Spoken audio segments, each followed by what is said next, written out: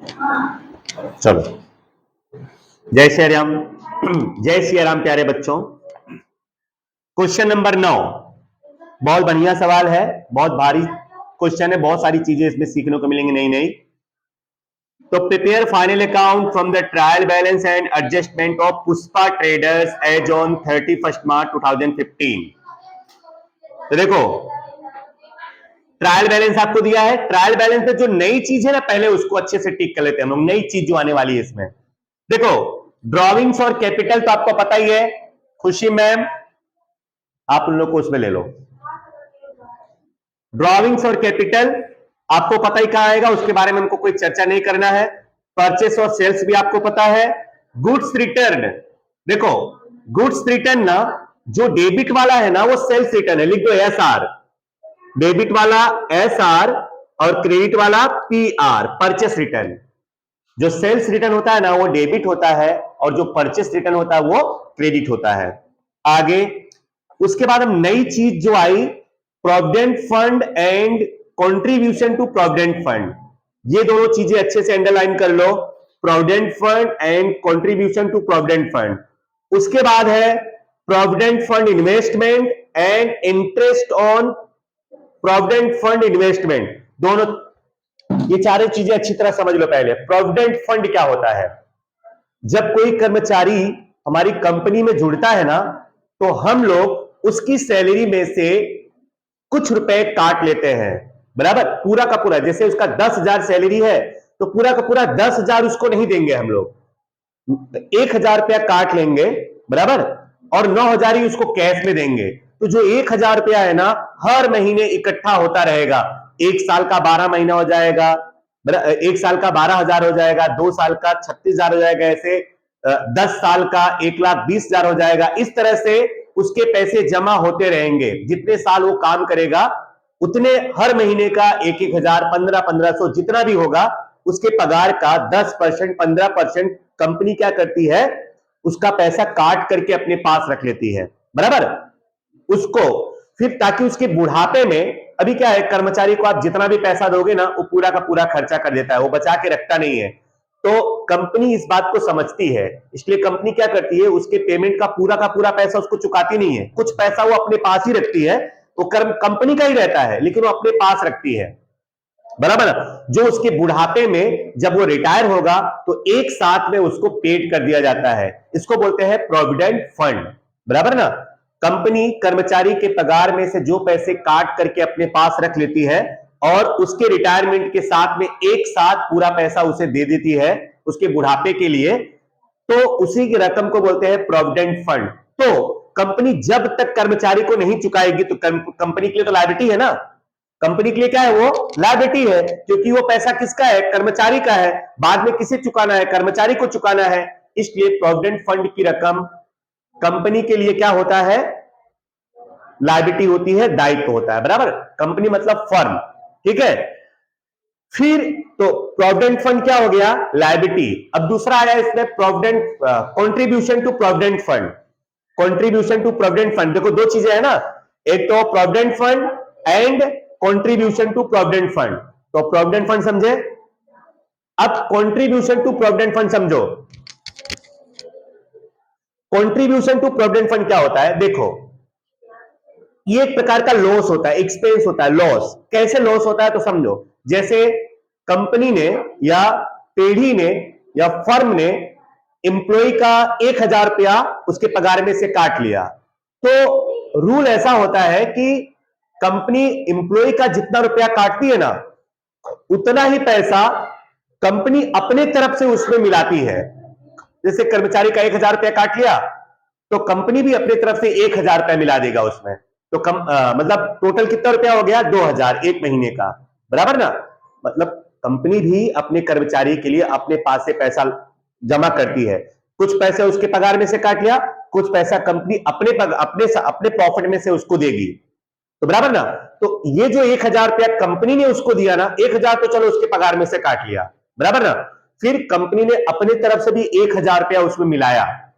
एक प्रकार से क्या किया, कंट्रीब्यूट किया। एक प्रकार से क्या किया, कर्मचारी के लिए दान दिया, कंट्रीब्यूट किया उसके फ्यूचर में, ताकि उसके फ्यूचर में एक बहुत बड़ी रकम इकट्ठी हो जाए ताकि वो अपने बुढ़ापे को अच्छे तरह से बिता सके।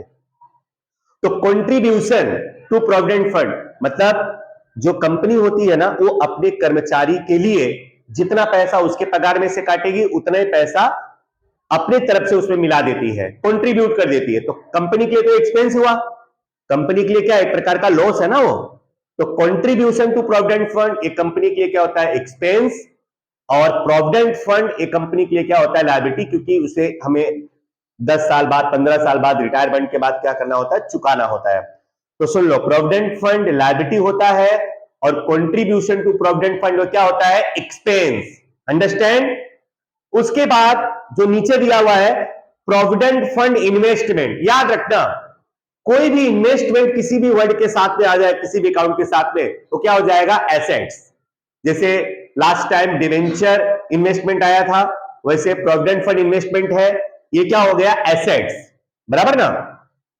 फिर उसी में है interest on provident fund investment. तो देखो ये जो प्रोविडेंट फंड है ये किसका है, एम्प्लॉइज का।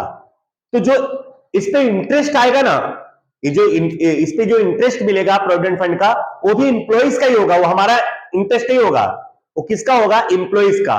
इसलिए वो जो इंटरेस्ट आएगा वो भी प्रोविडेंट फंड में क्या कर दिया जाएगा, जोड़ दिया जाएगा, बराबर ना। हमारा इनकम नहीं है वो एम्प्लॉइज का इनकम है, क्योंकि वो पैसा किसका है, एम्प्लॉइज का।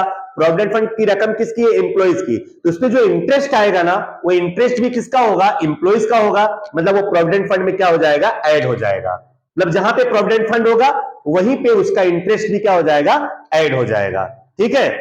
तो प्रोविडेंट फंड लायबिलिटी है, कंट्रीब्यूशन टू प्रोविडेंट फंड ये एक्सपेंस है, प्रोविडेंट फंड इन्वेस्टमेंट एसेट्स है, और इन्वेस्टमेंट का जो इंटरेस्ट आएगा वो प्रोविडेंट फंड में ऐड हो जाएगा, क्योंकि वो इन्वेस्टमेंट जो प्रोविडेंट फंड का किया है तो वो तो कर्मचारियों का है ना, एम्प्लॉइज का है ना, इसलिए उनका जो इंटरेस्ट हमको मिलेगा इन्वेस्टमेंट का, वो प्रोविडेंट फंड में क्या हो जाएगा, प्लस कर दे हम लोग, बराबर, प्लस कर देंगे उसका इंटरेस्ट। तो ये था provident fund, contribution to provident fund, फिर इन्वेस्टमेंट और इंटरेस्ट। आगे चलते हैं बच्चों।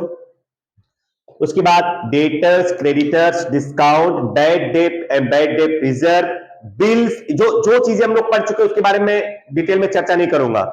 उसके बाद स्टॉक है 1/4/14 ओपनिंग स्टॉक, कौन सा स्टॉक है वो, अप्रैल का, मतलब ओपनिंग स्टॉक। उसके बाद डेमरेज, डेमरेज के नीचे लिख दो परचेस एक्सपेंस। मैंने आपको ट्रेडिंग वाला बताया था 3 एक्सपेंस ना, तो डेमरेज भी परचेस रिलेटेड एक्सपेंस है, भी ट्रेडिंग में ही आएगा, ट्रेडिंग में लिख देना, ट्रेडिंग अकाउंट। चलो उसके बाद कैरीज इनवर्ड, ये तो आपको पता ही है। Trading expense PNL, trading expense उसको लिख दो बाजू में, पीएनएल किसमें आएगा, वो पीएनएल में आएगा, ट्रेडिंग अकाउंट में मत लिख देना, ट्रेडिंग एक्सपेंस पीएनएल में आता है। Cash balance, bank balance, assets, assets दिख रहा है तुम लोग को, ब्रैकेट में कॉस्ट प्राइस है 6 लाख, तो वहां पे अंडरलाइन कर देना, कॉस्ट प्राइस के नीचे 6 lakh, advertisement expense, other income. उसके बाद एडजस्टमेंट, स्टॉक वाला राउंड में ले लो, बाद में हम लोग सॉल्व करेंगे, स्टॉक को राउंड में लो, बाद में उसको मैं पढ़ूंगा और सॉल्व करूंगा। पढ़ लेता हूं एक बार। Stock as on 31 March 2015 is 2,02,000, 2,02,000 है, out of which 2,000 of stock was for advertisement goods stock and from the remaining stock the market value. चलो इसमें जो 2,000 का है ना, वो एडवर्टाइजमेंट पे टिक करो ना, एडवर्टाइजमेंट एक्सपेंस दिख रहा है तुमको, उस पर टिक करो, एडजस्टमेंट नंबर 1। फिर number 2, goods of ₹7,500 given as advertisement, उसी पे टिक करो नंबर 2, और परचेस में भी टिक करो number 2। Number 2, credit sales 10,000 wrongly as credit purchase, तो सेल्स और परचेस पे 3 और 3 टिक कर लो, और क्रेडिटर्स दिख रहा है तुम लोगों को, क्रेडिटर्स और डेटर, उसी पे भी 3-3 कर लो, बाद में उसको समझाऊंगा। Write off 30,000 at best debt from the debtors, तो डेटर्स पे टिक करो नंबर 4। फिर calculate 10% interest on capital, capital और इंटरेस्ट ऑन ड्रॉइंग्स, तो कैपिटल और ड्रॉइंग्स में नंबर 5 टिक कर लो। फिर calculate depreciation 10% on fix assets as per straight line method, underline करो स्ट्रेट लाइन मेथड, और फिक्स एसेट्स पे टिक करो नंबर 6। ठीक है, चलिए स्टार्ट करते हैं।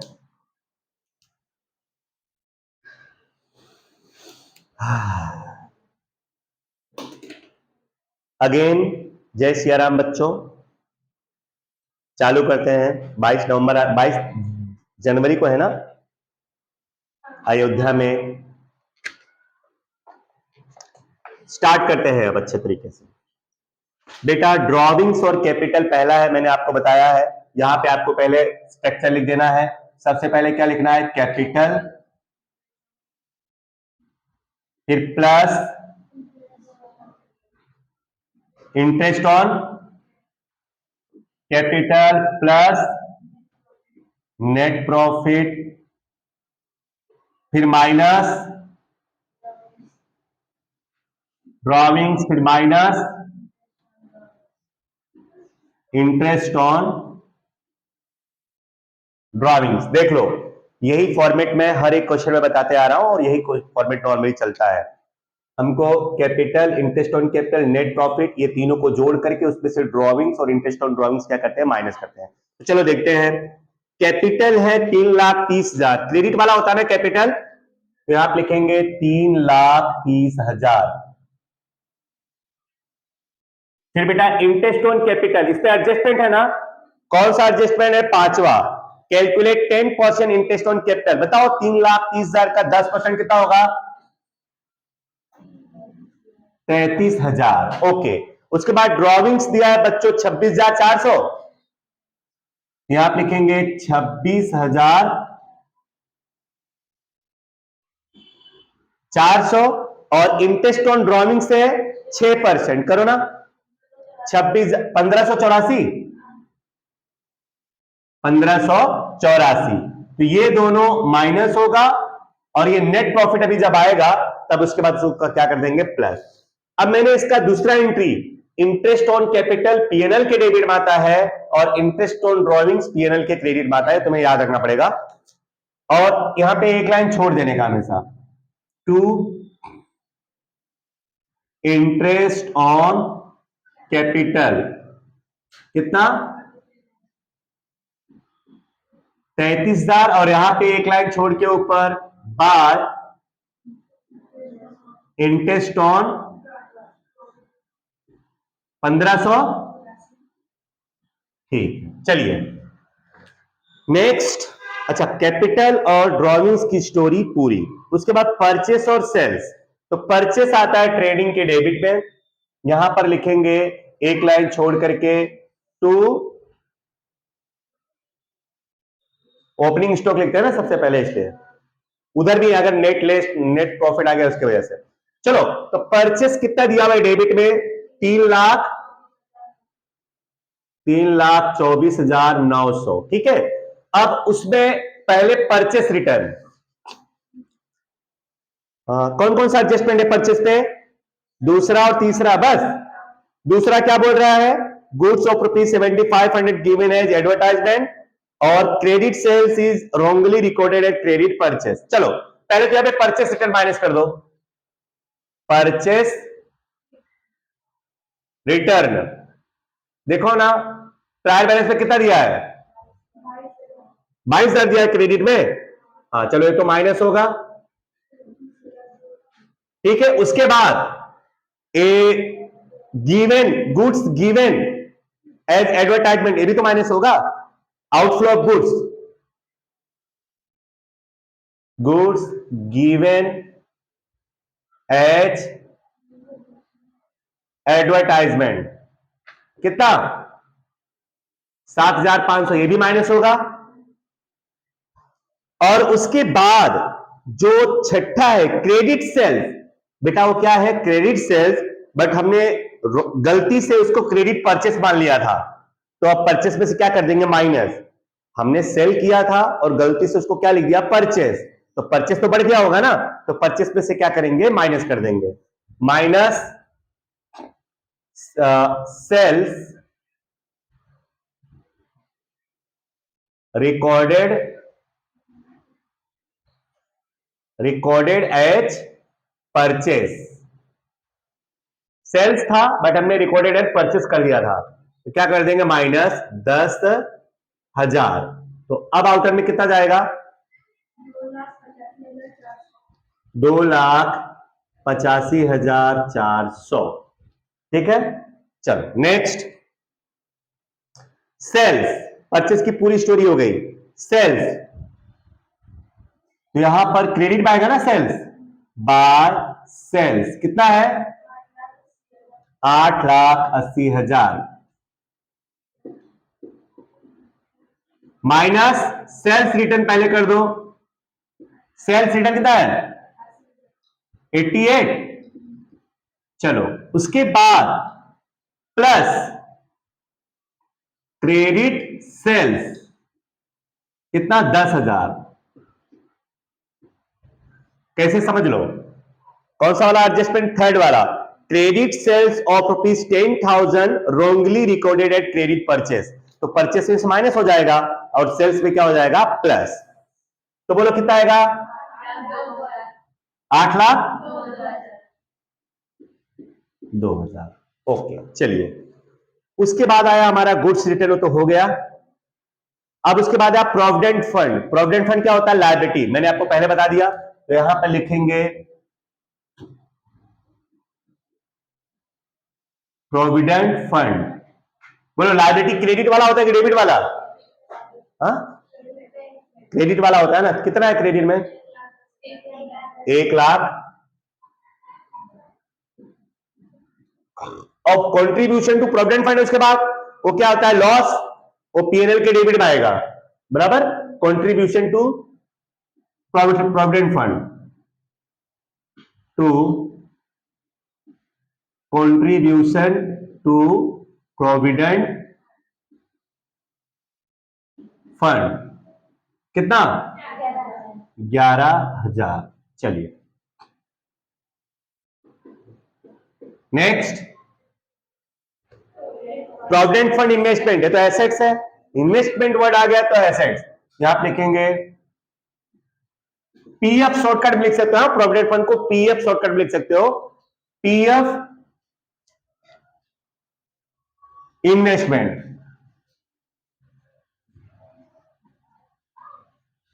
कितना, 1,10,000 इन्वेस्टमेंट। और उसके बाद इंटरेस्ट, तो इंटरेस्ट जो है ना प्रोविडेंट फंड का, वो लायबिलिटी में ही आएगा, क्योंकि वो हमारा हमारा थोड़ी इंटरेस्ट है, वो इंटरेस्ट किसका है, एम्प्लॉइज का है, तो वो यहां लायबिलिटी में आएगा। यहां आप लिखेंगे investment on interest of investment in PF, तो interest of investment in PF, तो पीएफ का जो इन्वेस्टमेंट का इंटरेस्ट है वो भी लायबिलिटी में ही आएगा, क्योंकि वो जो इंटरेस्ट है किसका हो गया, एम्प्लॉइज का होगा वो, क्योंकि वो पैसा हमने किसका इन्वेस्ट किया है, एम्प्लॉइज का, तो उसका इंटरेस्ट भी जो होगा वो किसका होगा, एम्प्लॉइज का। कितना है, 88। चलो नेक्स्ट, उसके बाद है डेटर्स। डेटर्स एसेट्स होता है, बोलो डेटर्स कितना है, डेबिट वाला,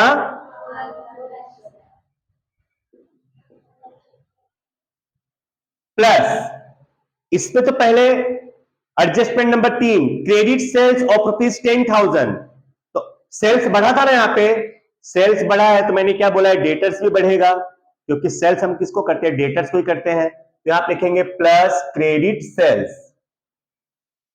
क्रेडिट सेल्स कितना, 10,000।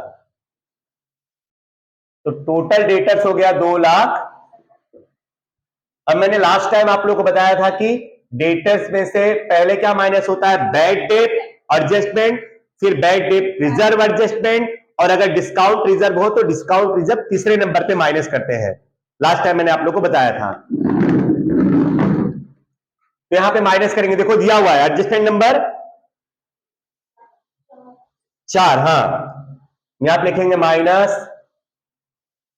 बैड डेट एडजस्टमेंट एडीजे कितना दिया हुआ है 30,000, राइट ऑफ 30,000 एज बैड डेप्ट, तो बैड डेप्ट हो गया 30,000,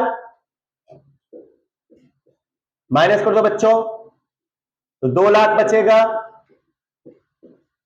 फिर क्या बोला है, एंड प्रोवाइड 10% बैड डेप्ट रिजर्व, बैड डेप्ट रिजर्व ये भी है कि माइनस होगा, बैड डेप्ट रिजर्व तो आप लिखेंगे माइनस बीडीआर, शॉर्टकट में लिख दिया मैंने एडीजे, कितना परसेंट 10%, तो 10% किसका करेंगे, इसका 2 लाख का 10% कितना होगा,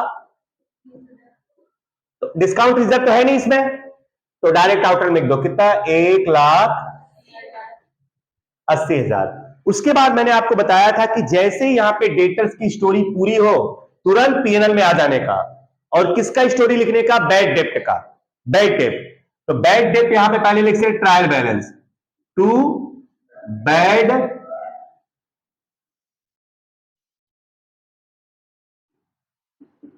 कौन सा वाला, ट्रायल बैलेंस वाला, कितना दिया है, कहीं पे आपको दिया होगा 33,000, हाँ 33,000 प्लस बैड डेप्ट कौन सा वाला, एडजस्टमेंट वाला, वो कितना दिया हुआ है 30,000, 30,000 ऐड कर दो।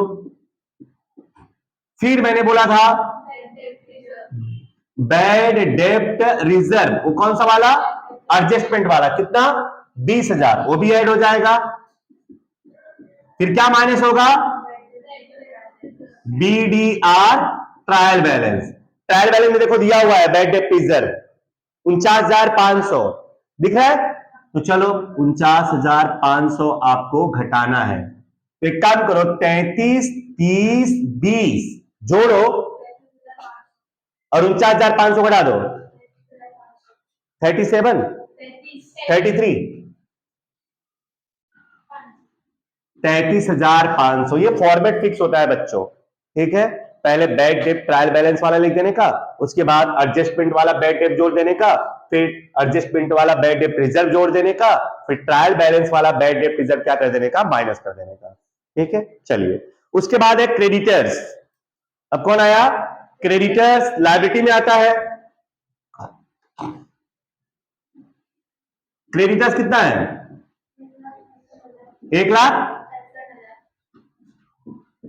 1,65,000 है, तो सुनो इस पे भी एडजस्टमेंट नंबर कौन सा टिक करवाया था मैं, 3, क्रेडिट सेल्स को हमने परचेस मान लिया था ना, तो देखो यहाँ पे परचेस माइनस हुआ था 10,000, तो परचेस माइनस हुआ है तो क्रेडिटर्स भी माइनस होगा, है कि नहीं, यहां पे लिखेंगे माइनस परचेस 10,000, आउटर में 1,55,000, नेक्स्ट। उसके बाद डिस्काउंट, जो डेबिट वाला है वो डिस्काउंट अलाउड है और जो क्रेडिट वाला है वो डिस्काउंट रिसीव्ड है, तो डेबिट वाला डेबिट में लिख दो,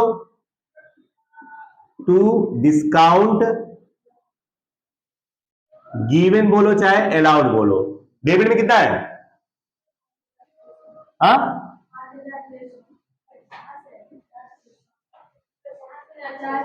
50,600 है, और डिस्काउंट रिसीव्ड क्रेडिट वाला बोलो, bye discount received 15,400, next. Bad debt और बैड डेट रिजर्व हो गया, बिल्स, जो डेबिट वाला है वो एसेट्स बिल्स रिसीवेबल और जो क्रेडिट वाला है वो बिल्स पेएबल, बिल्स रिसीवेबल कितना है, हाँ 16,000 डेबिट वाला, और क्रेडिट वाला तो लायबिलिटी में बिल्स पेबल हो जाएगा, बिल्स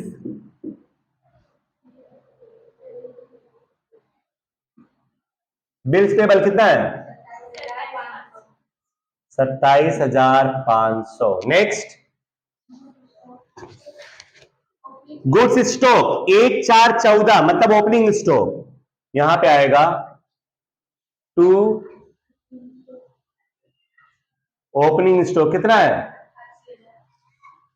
88,000। नेक्स्ट, डैमरेज, ये भी परचेस रिलेटेड एक्सपेंस है तो ट्रेडिंग में आएगा। टू डैमरेज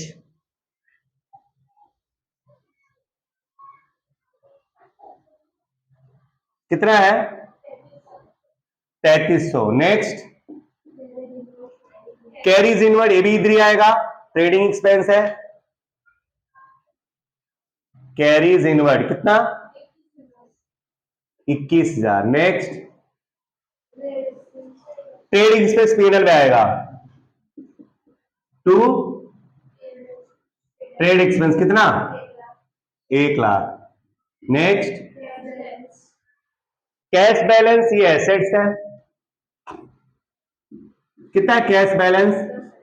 हाँ, 10,000। फिर बैंक बैलेंस, ये भी एसेट्स है। बैंक बैलेंस कितना है? 35,100। नेक्स्ट, एसेट्स, इधर ही आएगा, फिक्स एसेट्स। फिक्स एसेट्स कितना दिया हुआ है? 4,80,000। इस पे कौन सा एडजस्टमेंट है? माइनस डेप्रिसिएशन 10%, है ना? तो देख लो, ये 10% किस पर करेंगे मालूम है? 4,80,000 पर नहीं करेंगे, 6 लाख पर। लेकिन क्यों 6 लाख पर करेंगे? क्योंकि यहां पे बोला है as per state line method. State line method में हमेशा डेप्रिसिएशन कॉस्ट प्राइस पर आता है, और कॉस्ट प्राइस कितना है? 6 लाख। तो 6 लाख का 10% कितना होगा? 60,000। घटाओ, 4,20,000 बराबर। और ये आएगा यहां पे टू डीईपी ऑन एसेट्स कितना? 60,000। नेक्स्ट, ये भी आएगा टू एडवर्टाइजमेंट एक्सपेंस कितना दिया है? 10,000।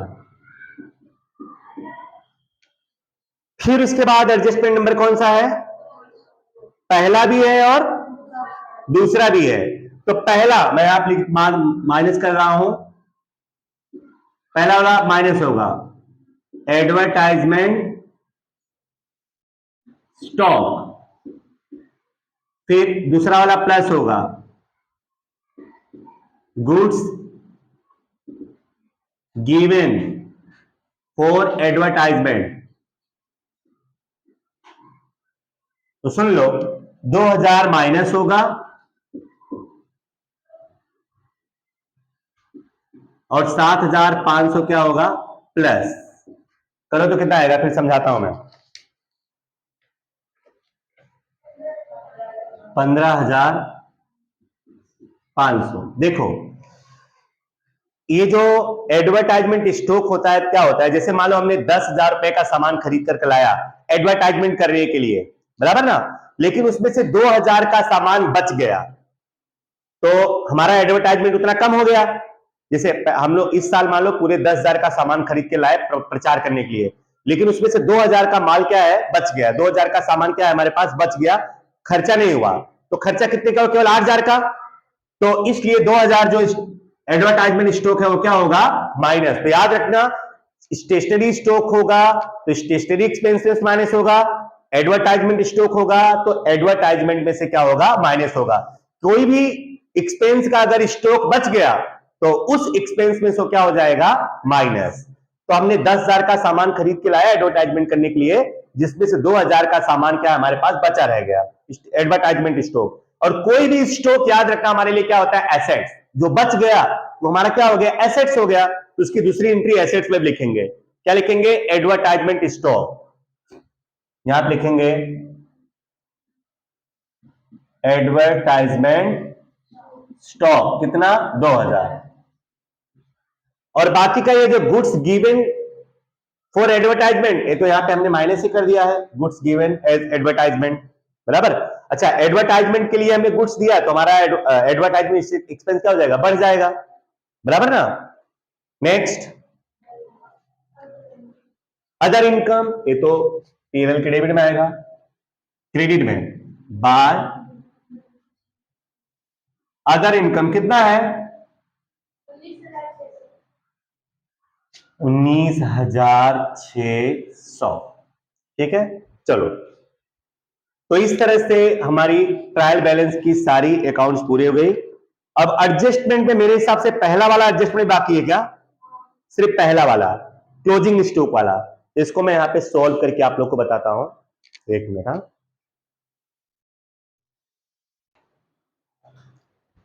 चलो, क्लोजिंग स्टॉक वाली स्टोरी अच्छे से समझो। इसमें बोला है कि 31/3/15 को टोटल 2,02,000 का स्टॉक है, जिसमें से 2,000 तो एडवर्टाइजमेंट स्टॉक है, एडवर्टाइजमेंट वाले का 2,000 है, उसको निकाल दो। तो टोटल क्लोजिंग स्टॉक 2,02,000 में से 2,000 माइनस कर दो, कितना बचेगा, 2 लाख। अब 2 लाख का 3 टुकड़ा करने के लिए बोला है, देखो कैसे, क्या बोला है, from the remaining stock the market value of 30% stock is 20% मोर। 30% जो मार्केट है, 2 लाख का 30% करो कितना होगा, 60,000, ये बुक वैल्यू हो गया। तो 60,000 का 20%, मार्केट वैल्यू जो है 20% ज्यादा है, तो 60,000 का 20% करोगे तो 12,000, तो कितना हो जाएगा, 72। फिर उसके बाद market value of 30% stock is less bye 20%, बाकी का जो 30% है वो भी 60,000 होगा, उसकी मार्केट वैल्यू 20% क्या है, कम। पहले जो 30% है उसका मार्केट वैल्यू 20% ज्यादा है, फिर बाकी का जो 30% का स्टॉक है उसकी मार्केट वैल्यू 20% कम है। ये पहले तो 30% निकालोगे तो 60,000 आएगा, उसका 20% 12,000 माइनस करो, कितना आ जाएगा, 48,000। फिर उसके बाद बाकी का जितना बचता है, whereas remaining stock needs to be required at the expense of 5,000, मतलब बाकी का जो हमारा स्टॉक बचा हुआ है, 40% बचा ना, 30%, 30%, 60%, बाकी का कितना बचा, 40%। तो जो 40% का स्टॉक होगा कितना होगा, 80,000। तो 80,000 का जो हमारा सामान बचा हुआ है उसमें हमें 5,000 रुपए का रिपेयरिंग करना पड़ेगा, मतलब 5,000 रुपया उसमें खर्चा करना पड़ेगा। तो अब वो स्टॉक कितने का हो जाएगा, 75,000 का। 5,000 जब उसमें से खर्चा करोगे तो 5,000 तो उसका वैल्यू घट गया ना, तो अब वो स्टॉक कितने का कहलाएगा, 75,000 का। तो अब मैंने आपको बताया है कि स्टॉक में मार्केट वैल्यू और बुक वैल्यू में जो कम होता है उसी को लेते हैं। तो यहां पर देखो, ये बुक वैल्यू है 60, मार्केट वैल्यू कितना है, 72, दोनों में कम कौन है, 60। तो पहले वाले में 60 ले लेंगे, प्लस दूसरे वाले में 60 और 48, तो 48 कम है, तो दूसरे वाले में 48 ले लेंगे, प्लस तीसरे वाले में 80 और 75, कम कौन है, 75, तो 75 ले लेंगे, तो जोड़ लो, 1,83,000। तो स्टॉक कितना लेंगे, 1,83,000। ये हो गया हमारा क्लोजिंग स्टॉक। तो क्लोजिंग स्टॉक एक तो यहां पे आएगा बाय क्लोजिंग स्टॉक 1,83,000, और दूसरी एंट्री कहां आएगी, एसेट्स में। यहां आप लिखेंगे क्लोजिंग स्टॉक 1,83,000, ठीक है। चलो, अब अकाउंट क्लोज करते हैं। तो पहले ट्रेडिंग अकाउंट क्लोज होता है, जोड़ो, टोटल कितना होता है क्रेडिट साइड का, 8,02,000 और 1,83,000। सब लोग करके बताओ, 9,85,000, 9,85,000। अब डेबिट वाला सब माइनस करो,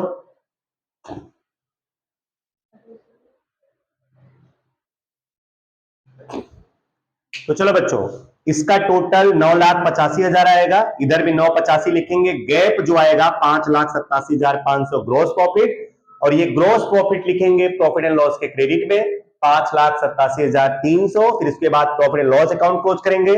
क्रेडिट साइड का टोटल ज्यादा है 6,23,884, इधर भी लिखेंगे 6,23,884, और गैप आएगा 3,20,284।